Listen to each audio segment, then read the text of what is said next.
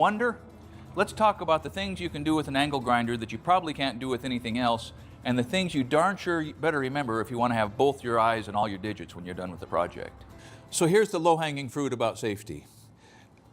These cut-off wheels that you just saw me cut that chain apart with, they are fantastic, but they are thin and they spin super fast and they're brittle.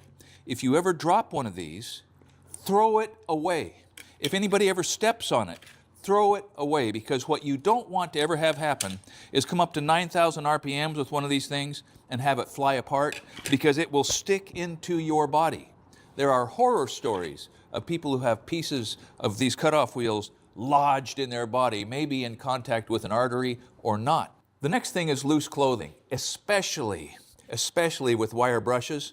My dad was using a wire brush years ago with a 9-inch big heavy Black & Decker.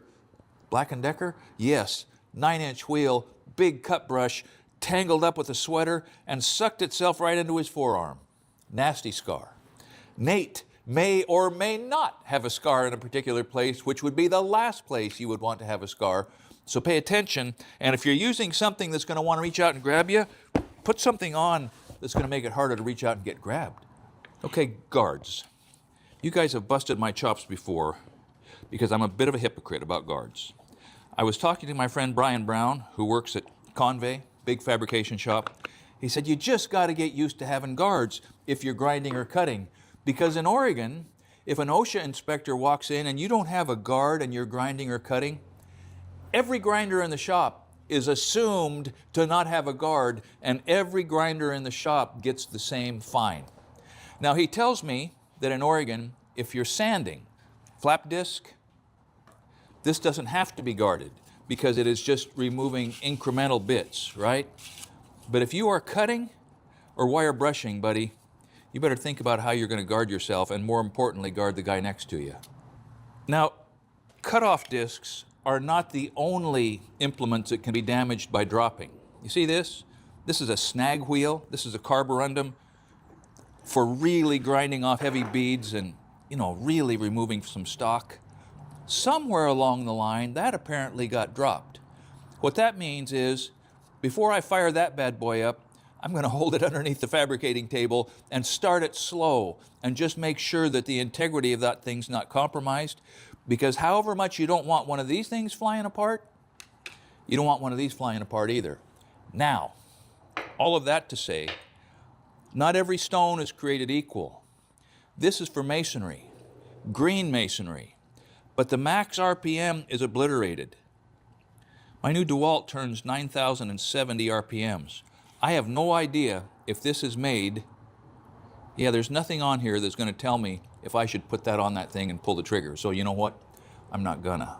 I'm using this old cathead piece of form hardware to illustrate one of the most typical use cases, and that is there's a bolt or a nut that's galded. It's either rounded off by abuse with a crescent wrench, the corners are all folded over, or it's rusted in place and you can't get a hold of the bottom side. Well, and you may already know this, but these cutoff wheels make it so easy to put a slot in there.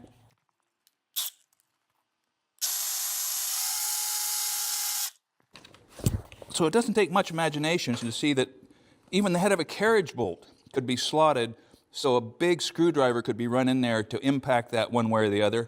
And then if nothing is going to do you any good except to get it out or off, that's easy.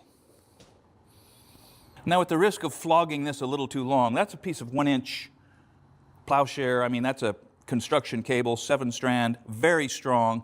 In the past, to get through that, a cutting torch is about the only thing, right? But not now. All right, so let me back up just a little bit. I've got 4 grinders here. 3 of them are yellow, 1 of them's blue. I have had for years a rat tail Makita grinder, just about like this. I burnt the brushes out of it a long time ago and switched over to this.